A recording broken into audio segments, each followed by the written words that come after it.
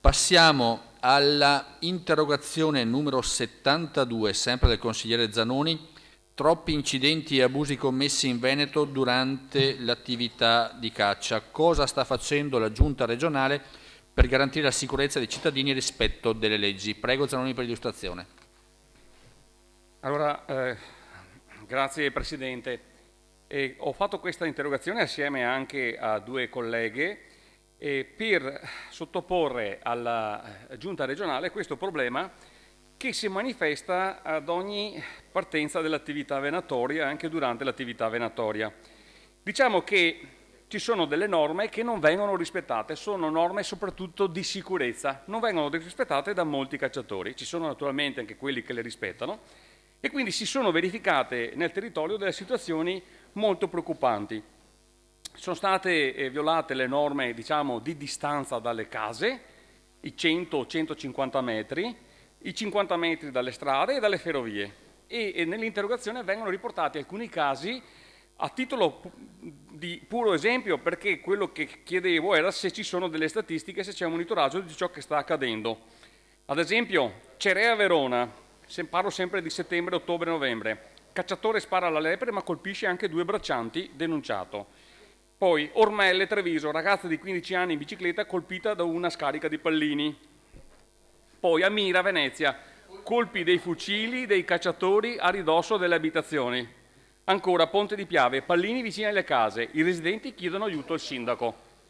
Poi ancora Casale sul Sile, contadini contro cacciatori, i loro cani sono peggio delle nutrie. Poi nella difesa della battaglia si apparta per un bisogno, impallinato, momenti di panico, il ferito trasportato a Treviso in elicottero, ora è fuori pericolo. Susegana a Treviso, forte mal di testa, gli trovano un pallino in testa, è giallo. Poi caccia fuori bersaglio, già 5 incidenti, Casale spari sotto la casa del consigliere, Casale sul Sile. Villorba, cacciatore spara nel parco della scuola. E finisco. Mogliano, spari pericolosi, donna insegue cacciatori. Coraggiosa. Mareno di Piave, fucile puntato contro i ragazzi down. Cacciatore, andate via o vi sparo. San Giorgio delle Pertiche, pioggia di pallini sulle centurie, cacciatori nei guai.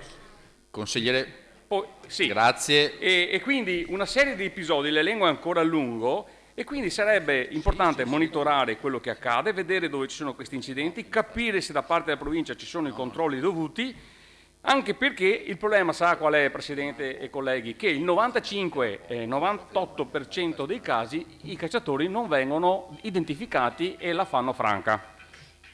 Grazie per la risposta, l'assessore Pan, prego.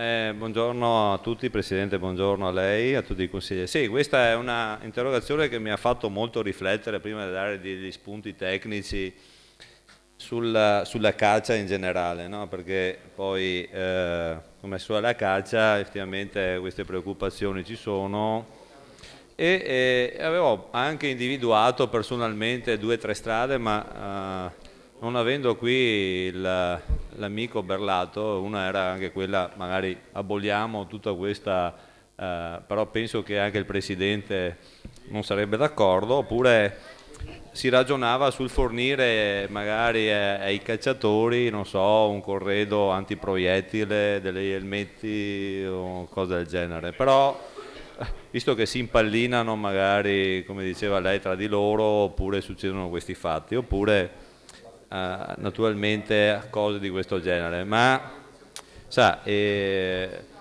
problema della convivenza tra questa passione, questa tradizione e naturalmente quello che generalmente poi questi rischi possono incorrere è sempre stato, diciamo che poi magari anche le riprese giornalistiche a volte sfruttano situazioni di questo genere per fare anche rumore dove magari il rumore magari non c'è.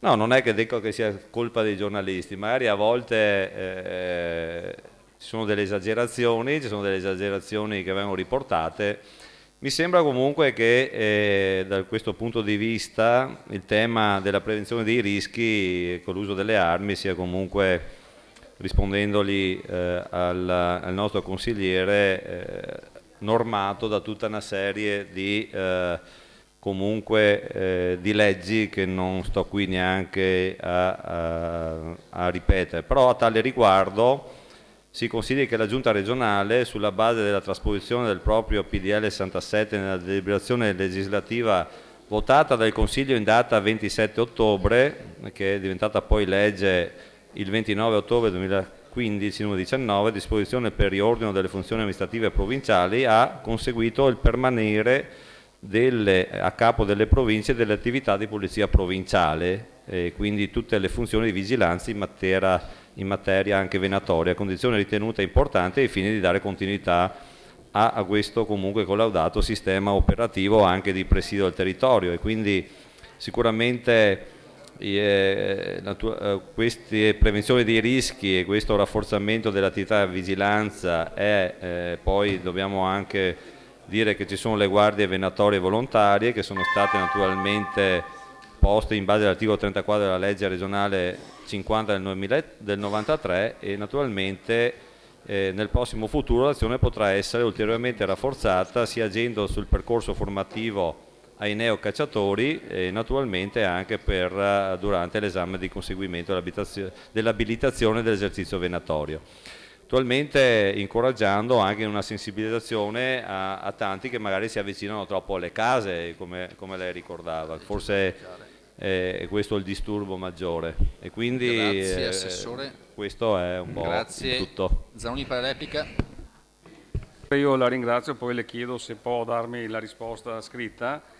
Devo dire che non sono assolutamente soddisfatto della risposta, perché la Giunta dimostra di non avere la percezione del fenomeno a livello regionale, perché io speravo che ci fosse una ricognizione presso la Polizia Provinciale per capire, non so, quanti verbali vengono fatti per la distanza da case non rispettata durante l'esercizio venatorio, o per vedere come mai questi casi continuano a verificarsi senza che vengano individuati i responsabili.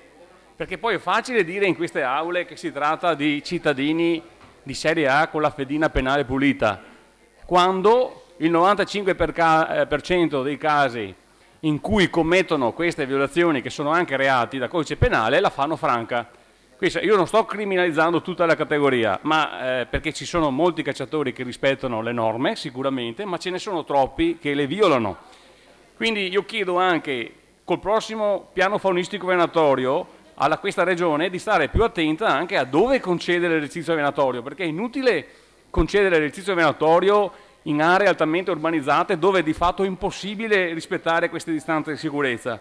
Quindi oltre al monitoraggio del fenomeno, Assessore, sarebbe importante verificare e cercare di capire col nuovo piano faunistico venatorio, tirando naturalmente tutti i raggi di sicurezza delle strade che sono più in campagna, se quelle aree effettivamente possono o non possono essere oggetto di caccia. Un altro grosso problema, e io chiedo se nelle more dell'approvazione del nuovo piano faunistico ci potete pensare, potete dare la possibilità ai cittadini che hanno un terreno di vietare la caccia. Questo viene dato solo per 30 giorni dopo l'approvazione del nuovo piano faunistico venatorio. Quindi ormai è da una decina e più d'anni che questi cittadini si vedono negare questo diritto e non possono esercitarlo.